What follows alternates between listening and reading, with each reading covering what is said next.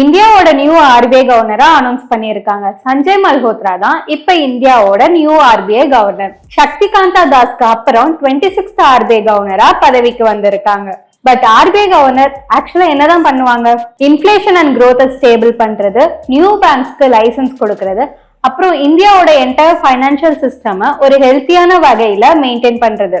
RBI இந்தியாவோட foreign ரிசர்வை manage பண்றது மூலியமா அவங்கனால ருபீஸை ஸ்டெபிலைஸ் பண்ண முடியுது.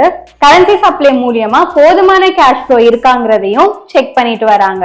அது மட்டும் இல்லாம பேங்க்ஸ் பப்ளிக்கு சரியான வகையில சர்வ் பண்றாங்களான்னு செக் பண்ணிட்டு வராங்க.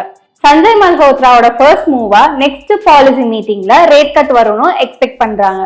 எப்படி ஆர்பிஐ கவர்னர் இந்தியாவோட என்டையர் ஃபைனான்சஸை மெயின்டைன் பண்றாங்களோ, மைல்ஸ்டோன்ஸ் டு வெல்த்ல உங்களோட ஃபைனான்சஸை நாங்க மெயின்டைன் பண்ணிட்டு இருக்கோம். இப்பவே மைல்ஸ்டோன்ஸ் டு வெல்த்தை கான்டாக்ட் பண்ணி உங்களோட ஃபைனான்சஸை சரியான வகையில மெயின்டைன் பண்ணுங்க.